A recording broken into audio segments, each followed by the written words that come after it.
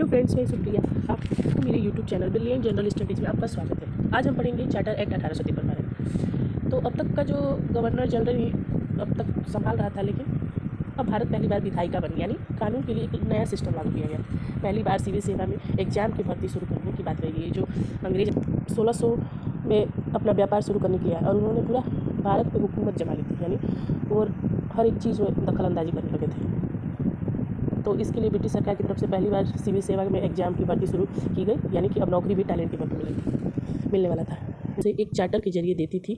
ये चार्टर हर 20 साल के बाद रिन्यू होता था। पहला चार्टर 1793, उसके बाद 1813, उसके बाद 1833 और आखिरी जो चार्टर था वो 1853। इनके बाद कंपनी का चार्टर दोबारा रिन्यू नहीं हुआ। और चार्टर एक्ट 1853 के लागू होने की वजह क्या थी? भारत में बढ़ती असंतोष की भावना, लोग अंग्रेज की नीतियों से नाराज थे। कंपनी के कामकाज में पारदर्शिता की कमी थी। ब्रिटिश संसद का हस्तक्षेप का बढ़ना, भारत में कानून व्यवस्था सुधारने की जरूरत, प्रशासनिक ढांचे को नया रूप देना। सब पॉइंट्स को आप लोग अपने कॉपी में नोट्स डाउन करते जाइएगा। चार्टर एक्ट 1853 के मुख्य प्रावधान। पहला कि कंपनी का शासन जारी लेकिन अस्थायी। इस बार कंपनी को अस्थायी तौर पर अधिकार नहीं दिए गए थे, बल्कि जब तक ब्रिटिश संसद चाहे तब तक के लिए चार्टर बढ़ाया गया। इस साफ संकेत था कि अब कंपनी का राज ज़्यादा दिन का नहीं है। दूसरा, पहली बार विधायिकी परिषद लेजिस्लेटिव काउंसिल बनी। गवर्नर जनरल को परिषद अब 2 हिस्सों में बांट दिया गया।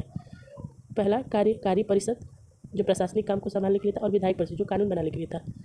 पहले गवर्नर जनरल अकेले ही सब करता था, अब कानून बनाने के लिए एक टीम बनाई गई। 12 सदस्यीय विधायिकी परिषद बनाई गई, जिसमें कंपनी के अधिकारी और कुछ नॉन ऑफिशियल सदस्य भी थे। और तीसरा, विधायिकी में गैर सरकारी सदस्य पहली बार। इस एक्ट में पहली बार भारत की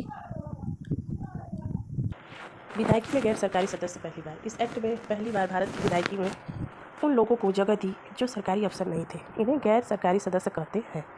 इससे लोकतंत्र की शुरुआत मानी जाती है। चौथा कि नागरिक सेवाओं सिविल सर्विस में प्रतियोगिता बढ़ी, कॉम्पिटिटिव एग्जाम। इससे पहले की कंपनी अपनी मर्जी से नौकरी देती थी, मतलब सिफारिश और जान पहचान से। अब ये तय हुआ कि जो इंडियन सिविल सर्विस ICS में आना चाहते हैं, इन्हें इम्तिहान देना होगा, यानी कि नौकरी उनको योग्यता के बल पर दी जाएगी। इससे नौकरी में योग्यता और ईमानदारी की शुरुआत हुई। पांचवा कि प्रांतों में गवर्नर जनरल की शक्ति कम नहीं हुई। बॉम्बे, मद्रास और बंगाल जैसे बड़े बड़े प्रांतों में अब भी गवर्नर जनरल ही सबसे ऊपर था। इन प्रांतों को अलग विधान परिषद नहीं दी गई, जबकि वहाँ के लोग चाहते थे कि उनका भी कानून बनाने में हाथ हो। पांचवा चार्टर एक्ट 1853 के जो क्या इफेक्ट्स पड़े। पहला कि विधायिकी में भारत में विधायिका की नींव रखी गई। इस एक्ट के जरिए पहली बार ऐसा सिस्टम बना जिसमें कानून बनाने के लिए चर्चा और बहस हो। ये भारत की पहली केंद्रीय विधायिका थी। दूसरा, लोकतंत्र की ओर पहला कदम।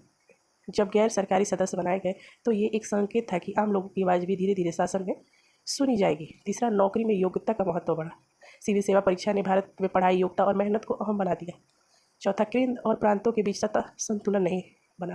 हालांकि केंद्र की गवर्नर जनरल की ताकत मिली, लेकिन प्रांतों को वो आज़ादी नहीं मिली जिससे उन्हें जरूरत थी। पाँचवा, भारत में अंग्रेज का राजनीतिक नियंत्रण और मजबूत हुआ है। इस एक्ट ने यह तय किया कि शासन असली नियंत्रण ब्रिटिश संसद के पास रहेगा और ईस्ट इंडिया कंपनी अब केवल नाम का ही रह गई थी।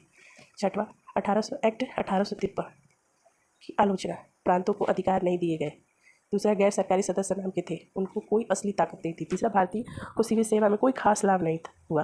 परीक्षा इंग्लैंड में होती थी। कंपनी को शासन का अधिकार अभी भी मिला हुआ था। जनप्रतिनिधित्व की भावना कमजोर थी। चार्टर एक्ट 1853 और 1847 की क्रांति। इस एक्ट आने के कुछ साल बाद ही 1847 में भारत में पहली आज़ादी की लड़ाई विद्रोह शुरू हुई। इस एक्ट में जिन कमियों को नज़रअंदाज किया गया था, जैसे जनता की भागीदारी, भारतीयों की अनदेखी, वही बात में गुस्से का कारण बनी। जो अंग्रेज आए थे वो अपना नियम कानून लगाने लगे थे। आठवां, चार्टर एक्ट 1853 के बाद क्या हुआ? 1847 की क्रांति के बाद कंपनी को हटा दिया गया। 1858 का भारत सरकार अधिनियम, गवर्नमेंट ऑफ इंडिया एक्ट लाया गया। अब शासन की बागडोर कंपनी से ब्रिटिश क्राउन यानी महारानी के पास चली गई। भारत में ब्रिटिश साम्राज्य का हिस्सा बन गया। और लास्ट में निष्कर्ष यानी कंक्लूजन पे आएंगे। चार्टर एक्ट 1853 एक ऐसा मोड़ था जहाँ से भारत में आधुनिक शासन प्रणाली की नींव पड़ी। यह एक्ट अपने समय के हिसाब से बहुत बड़ा सुधार था। इसमें विधायिका बनी, प्रतियोगी परीक्षा की शुरुआत हुई और प्रशासन को 2 हिस्सों में बांटा गया। हालांकि इसमें बहुत सी कमियां थी, फिर इसने आगे चलकर भारतीय संविधान और लोकतंत्र की दिशा तय करने में मदद की। इसी के साथ मैं अपना क्लास समाप्त करती हूँ। मिलेंगे आपको नेक्स्ट वीडियो में। इसके लिए धन्यवाद। आप मेरे चैनल को लाइक शेयर और सब्सक्राइब करें और ज़्यादा से ज़्यादा शेयर करें। थैंक यू, धन्यवाद।